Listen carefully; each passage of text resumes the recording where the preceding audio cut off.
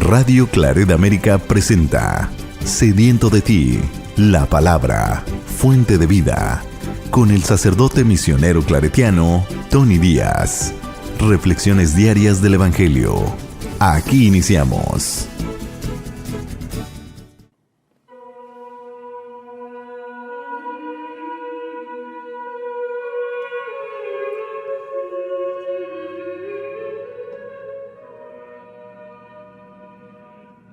Bienvenidos, hermanos, a nuestras reflexiones bíblicas de las lecturas del día. Hoy es martes de la 12ª semana del tiempo ordinario. Martes, la 12ª semana del tiempo ordinario, y hoy celebramos la memoria de San Luis Gonzaga, religioso, jesuita. La primera lectura de hoy viene del segundo libro de Reyes, capítulo 19, versículos 9 al 11, 14 al 21, 31 al 35 y 36. En aquellos días, Sennacherib, rey de Asiria, envió mensajeros para decir a Ezequías: díganle esto a Ezequías, rey de Judá, que no te engañe tu Dios, en el que confías, pensando que no será entregada a Jerusalén en manos del rey de Asiria. Sabes bien que los reyes de Asiria han exterminado a todos los países, ¿y crees que solo tú te vas a librar de mí? Ezequías tomó la carta de manos de los mensajeros y la leyó. Luego se fue al templo y, desenrollando la carta delante del Señor, hizo esta oración: Señor Dios de Israel, que estás sobre los querubines, tú eres el único Dios de todas las naciones del mundo. Tú has hecho los cielos y la tierra. Acerca, Señor, tus oídos y escucha. Abre, Señor, tus ojos y mira. Oye las palabras con que Sennacherib te ha insultado a ti, Dios vivo. Es cierto, Señor, que los reyes de Asiria han exterminado a todas las naciones y han entregado sus dioses al fuego, porque esos no son dioses, sino objetos de madera y de piedra, hechos por hombres, y por eso han sido aniquilados. Pero tú, Señor, Dios nuestro, sálvanos de su mano para que sepa todas las naciones que solo tú, Señor, eres Dios. Entonces el profeta Isaías, hijo de Amós, mandó decir a Ezequías: esto dice el Señor, Dios de Israel: he escuchado tu oración. Esta es la palabra que el Señor pronuncia contra Sennacherib, rey de Asiria. Te desprecia y se burla de ti la doncella, la ciudad de Sión. A tus espaldas se ríe de ti la ciudad de Jerusalén. De Jerusalén saldrá un pequeño grupo, y del monte Sión unos sobrevivientes. El celo del Señor de los ejércitos lo cumplirá. Por eso, esto dice el Señor contra el rey de Asiria: no entrará en esta ciudad, no lanzará sus flechas contra ella, no se le acercará con escudos, ni levantará terraplenes frente a ella. Por el camino de donde vino se volverá. No entrará en esta ciudad, lo dice el Señor. La protegeré y la salvaré, por ser yo quien soy y por David mi siervo. Aquella misma noche salió el ángel del Señor e hirió a 185,000 hombres en el campamento asirio. Por la mañana, al contemplar los cadáveres, Sennacherib, rey de Asiria, levantó su campamento y regresó a Nínive. Palabra de Dios. El salmo responsorial es el Salmo 47 y el responsorio es: recordamos, Señor, tu gran amor. Recordamos, Señor, tu gran amor. Grande es el Señor y muy digno de alabanza en la ciudad de nuestro Dios. Su monte santo, altura hermosa, es la alegría de toda la tierra. El monte Sión, en el extremo norte, es la ciudad del Rey Supremo.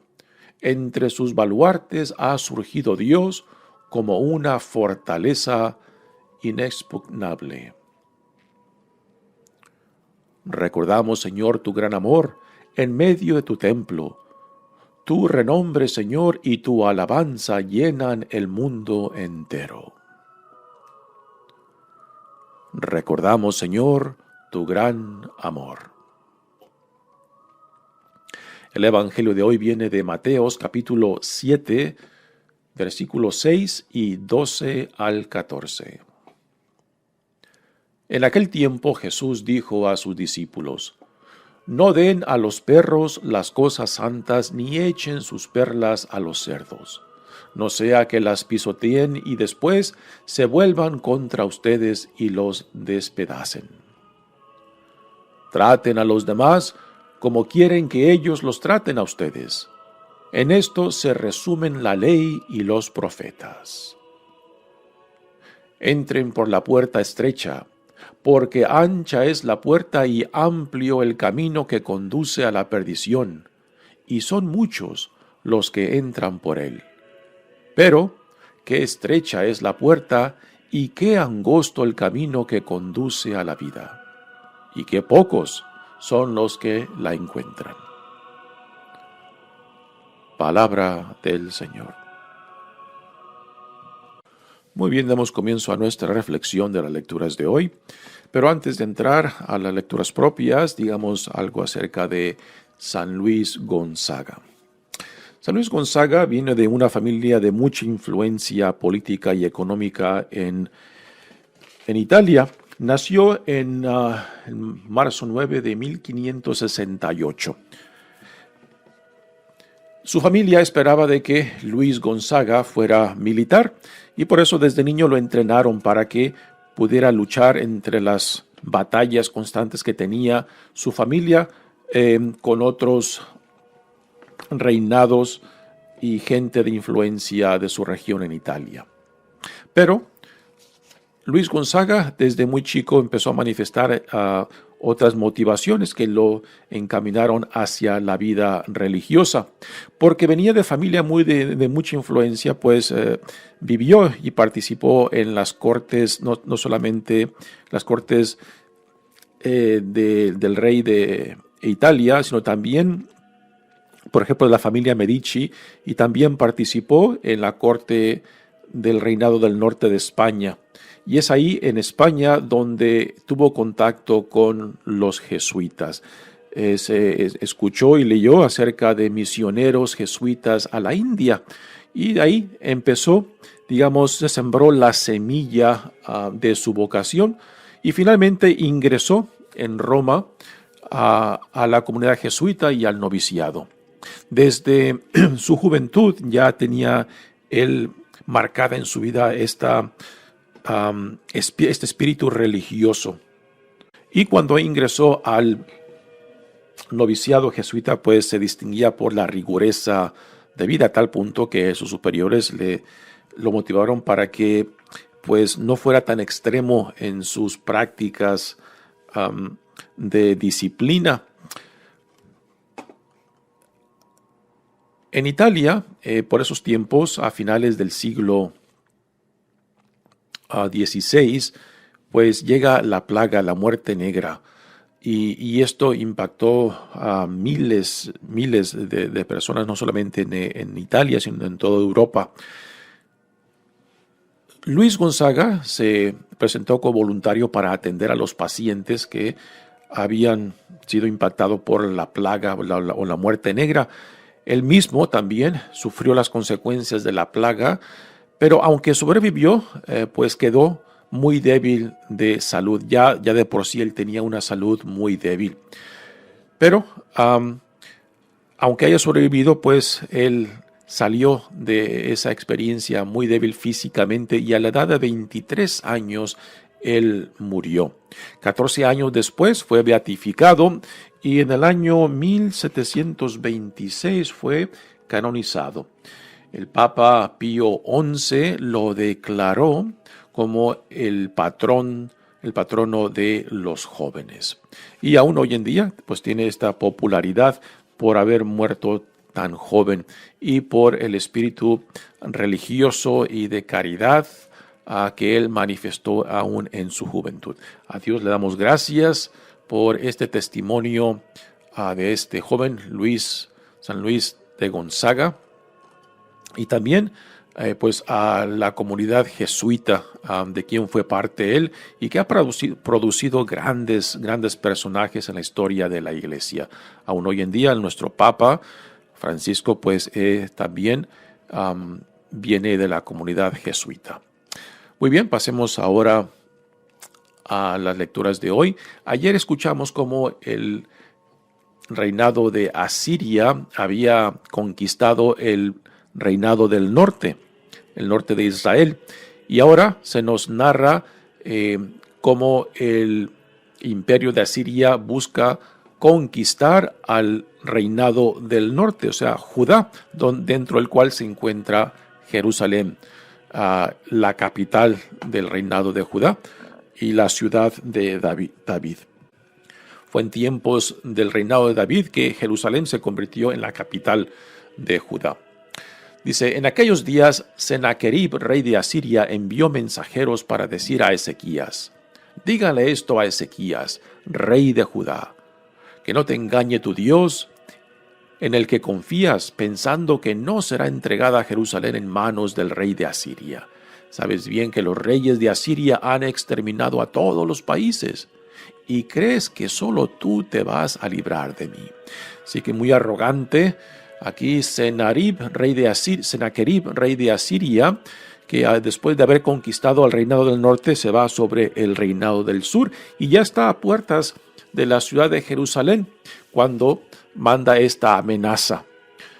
Y es esta soberbia de Sennacherib que a últimas viene a ser su caída, puesto que a últimas no podrá saquear Jerusalén y según lo que nos narra la lectura de hoy, es Dios quien manda, pues no sabemos qué, pero según los comentaristas nos dicen de que una infección parece que se apoderó de las tropas de Asiria, que hizo morir por encima de 180,000 soldados, que produjo pues el retiro de Sennacherib y de regreso a Asiria.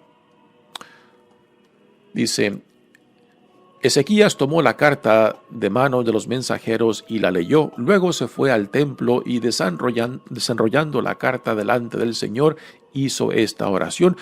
En detalle muy impresionante, digamos, a diferencias del rey del norte, que pues no tenía esta confianza en Dios. Ezequías, rey de Judá, lo primero que hace ante la amenaza del imperio de Asiria, va ante el templo del Señor y le expone pues las angustias, temor y también pues la arrogancia del rey de Asiria ante Dios. Y esta oración pues nos manifiesta la fe que Ezequías tiene en Dios, de que Dios lo salvará. Dice, Señor Dios de Israel, que estás sobre los querubines, tú eres el único Dios de todas las naciones del mundo. En sentido universal del Dios de Israel, de que hay un solo Dios sobre todas las naciones. Y aunque es solamente Israel que reconoce al Dios, pues también afirma a Ezequías que Dios es Dios de todas las naciones y que por tanto desde el principio que Dios escogió y llamó al pueblo de Israel, lo escogió para que fueran luz para el mundo, para que por medio de Israel otros pueblos también llegaran a conocerlo. Acerca, Señor, dice Ezequías, tus oídos y escucha. Abre, Señor, tus ojos y mira. Oye las palabras que Sennacherib te ha insultado a ti, Dios vivo. Es cierto que los reyes de Asiria han exterminado a todas las naciones y han entregado sus dioses al fuego, porque esos no son dioses sino objetos de madera y de piedra hechos por hombres. y por eso han sido aniquilados.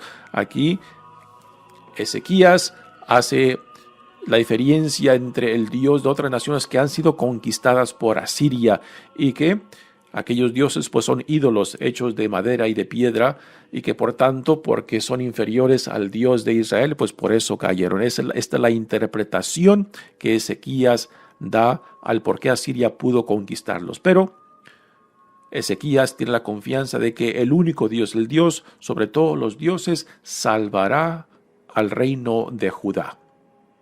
Y esta es la confianza que Ezequías pone en Dios. Dice entonces, ahora viene y entra en la lectura el profeta Isaías, que da una profecía muy interesante, puesto que aunque en su profecía dice que Dios salvará al reino de Judá y a la ciudad de Jerusalén, también en el principio de esta profecía nos dice algo que ocurrirá más adelante cuando el reinado de Judá sí será conquistado, no por Asiria, sino por los babilonios, bajo el reinado de Nabucodonosor, ¿no? Y que cuando Judá sea conquistado y la ciudad de Jerusalén sea saqueada, pues quedarán los remanentes, aquellos que se mantendrán fieles, y que de esos fieles Dios mantendrá la promesa de que de la casa de David, de la descendencia de David, vendrá el Mesías, el prometido de Dios. Y esto es a lo que apunta esta profecía de Isaías. Dice, entonces el profeta Isaías, hijo de Amós, mandó decir a Ezequías, esto dice el Señor Dios de Israel, he escuchado tu oración. Esta es la palabra que el Señor pronuncia contra Sennacherib, rey de Asiria. Y ahora viene la profecía de Isaías. Te desprecia y se burla de ti la doncella de la ciudad de Sión. La doncella es la ciudad de Jerusalén. Se le nombra en lo femenino porque es la esposa de Dios, la Jerusalén santa. A tus espaldas se ríe de ti. Aquí entra la arrogancia del rey Sennacherib, la ciudad de Jerusalén. Y ahora dice Isaías en torno a lo que ocurrirá 130 años después, cuando finalmente el reinado de Judá será conquistado y la ciudad de Jerusalén será saqueada por, repito, no por Asiria, sino por el imperio de Babilonia. De Jerusalén saldrá un pequeño grupo y del monte de Sión unos sobrevivientes. El celo del Señor de los ejércitos lo cumplirá. Y aquí Isaías se refiere a los remanentes, aquel pequeño rebaño que se mantendrá fiel ante Dios aún después de que Judá sea conquistada y la ciudad de Jerusalén saqueada y el templo en Jerusalén destruido por Babilonia, y después que se lleva Nabucodonosor al exilio, a la crema innata del reinado del sur de Judá. Pues estos remanentes serán en los que Dios pondrá su promesa, de que la promesa que Dios hizo a David, de que de su descendencia siempre reinaría y que de esa descendencia Dios sacaría y mandaría al Mesías, al que llevará a cabo a su cumplimiento el plan de salvación de Dios, no solamente para Israel, sino para todas las naciones, para toda la creación. Y ahora, en esta profecía, Isaías se enfoca directamente en el reinado de Asiria que está por saquear al reinado de Judá. Dice, por eso, esto dice el Señor contra el rey de Asiria, no entrará en esta ciudad, no lanzará sus flechas contra ella, no se le acercará con escudos, ni levantará terraplenes frente a ella. Por el camino por donde vino se volverá, no entrará en esta ciudad, lo dice el Señor, la protegeré y la salvaré por ser yo quien soy y por David mi siervo. O sea, porque Dios ha hecho una promesa y es el reino de Judá, dentro de la cual se encuentra Jerusalén, donde se encuentra el templo de la descendencia de David, que vendrá el Mesías. Y esto es lo que vemos en Jesucristo. Y esto lo vemos más claramente en las genealogías que tenemos tanto en Lucas como en Mateo, que trazan la descendencia de Jesús desde David. Y el rey de Asiria pues no pudo conquistar Jerusalén, y es aquí ahora lo último que nos dice. Los comentaristas dicen que alguna plaga se introdujo entre los soldados de Asiria, que mató a más de 180,000 soldados, y esto forzó a Sennacherib a que se regresara a Siria. Pero 130 años después, otro imperio, el de los babilonios, sí vendrá y conquistará el reinado de Judá, destruirá la ciudad de Jerusalén y también destruirán el templo del Señor. Aquella misma noche salió el ángel del Señor e hirió a 185,000 hombres en el campamento sirio. Por la mañana, al contemplar los cadáveres, Sennacherib, rey de Asiria, levantó su campamento y regresó a Nínive, que era la capital de Asiria, que también después será la capital del imperio de Babilonia. Muy bien, es así la interpretación que el autor de este libro le da al por qué el imperio de Asiria no pudo conquistar al reinado del sur, porque Dios intervino, porque Dios mandó esa plaga que exterminó a las tropas del rey de Asiria. Muy bien, pasemos ahora al Evangelio de hoy. Continuamos leyendo del Sermón de la Montaña. Ya estamos a mediados del capítulo 7. El capítulo 7 será el final de este bello sermón de Jesús en la montaña.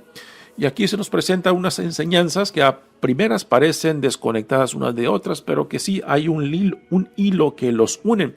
Y también la parte última de este evangelio nos introduce a 4 ejemplos que Jesús da acerca del camino del reino, que es un camino exigente, es un camino estrecho, a diferencia del camino amplio que la mayoría escogen.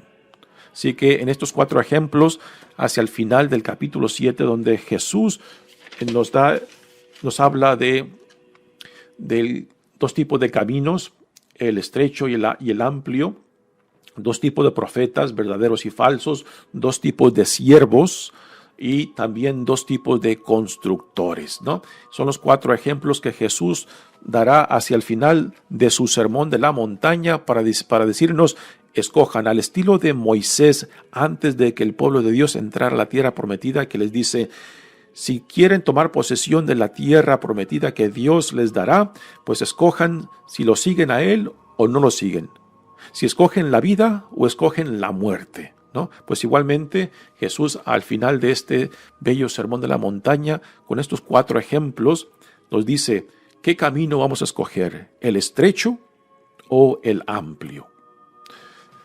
Dice el Evangelio de hoy: en aquel tiempo Jesús dijo a sus discípulos: no den a los perros las cosas santas, ni echen sus perlas a los cerdos, no sea que las pisoteen y después se vuelvan contra ustedes y los despedacen.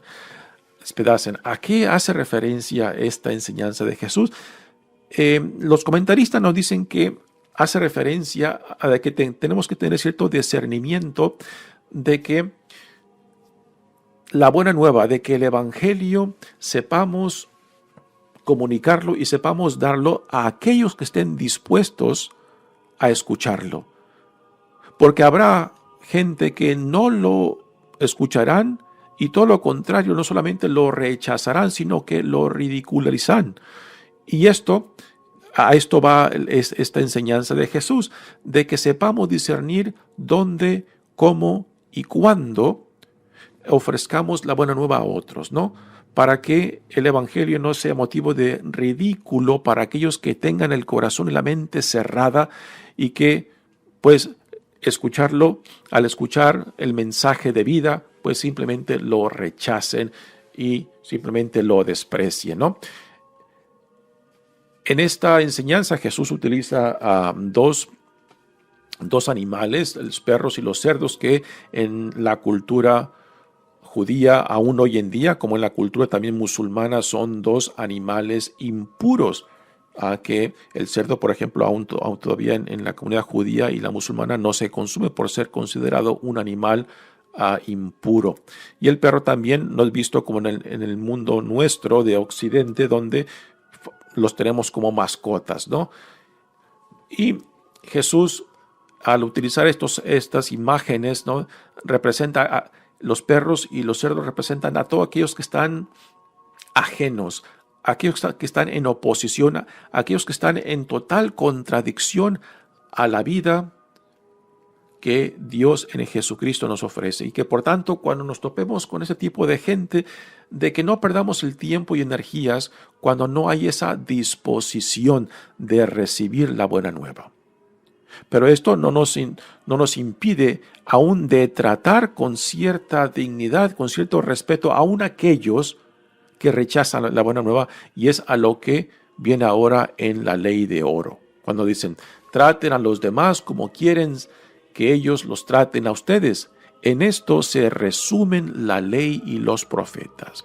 Esta ley de oro no es particular al cristianismo ni al judaísmo. Es una ley que la encontramos en muchas culturas, tanto en la forma afirmativa como la tenemos aquí, o sea, de que traten a los demás como quieren que ellos los traten, o en la forma negativa cuando dice no hagas a otros lo que tú no quieres que te hagan a ti. Es la forma negativa, ¿no? Aquí la encontramos en la forma positiva, en lo cual nos impulsa a tratar a otros con respeto y dignidad. Ahora, ¿qué es lo que contribuye Cristo a esta enseñanza universal que la encontramos también, por ejemplo, en China por medio del sabio Confucio, ¿no? Lo que contribuye Cristo a esta enseñanza es de que cuando nos llama a tratar a los demás como queremos ser tratados, este tratar, Cristo le da un toque muy específico, muy particular, que nace del amor ágape, ¿no? De que el tratamiento a otros sea siempre buscando el bien de otros. Aunque el otro o la otra quizás no aprecie lo que se le da, lo que se le ofrece, que quizás, aunque no lo reciba, pero igualmente uno se lo da porque nace de nuestra capacidad y deseo de buscar el bien de otros. Ahora, si el otro o la otra lo recibe y nos corresponde, pues ya, aunque no lo esperaba, aunque no lo exigía, ese corresponder a lo que uno ofrece, pues ya es recibido como un don, como un regalo.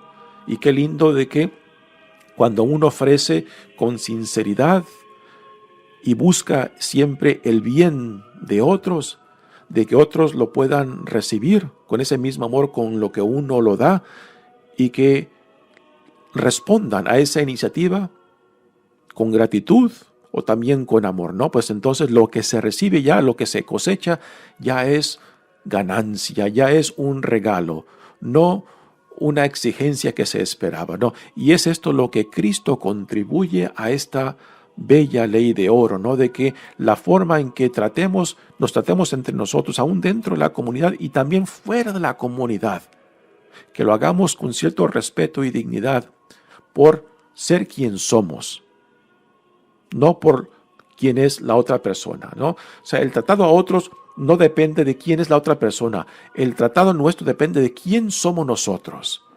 Hijos e hijas de Dios, discípulos del reino de Jesucristo, ciudadanos del reino de Dios, ¿no? Y nuestro comportamiento lo determina nuestra dignidad y nuestra identidad, no la persona que tengo enfrente. Por eso, el tratar a otros viene de la forma en que yo me veo en relación a Dios. Entren por la puerta estrecha, porque ancha es la puerta y amplio el camino que conduce a la perdición. Aquí está el primero de los 4 ejemplos que Jesús, hacia el final de este capítulo 7, que es ya el fin del sermón de la montaña, pone 4 ejemplos para que optemos: o nos las jugamos con Él, o no nos las jugamos, o lo seguimos o no lo seguimos. Y Jesús, por medio de estos 4 ejemplos, nos llama a determinar, a discernir si vamos tras Él o no vamos tras Él. De que no hay punto medio. No hay poner un pie con Él y otro pie fuera en contra de Él, ¿no? Que a veces es lo que hacemos, de que nos paramos en la cerca, ¿no? Y nos inclinamos a un lado o hacia el otro según lo que nos conviene. Para Jesús, el seguirlo tiene que ser una decisión, una opción radical. ¿Me las juego con Él o no me las juego? Pero no hay punto medio, ¿no?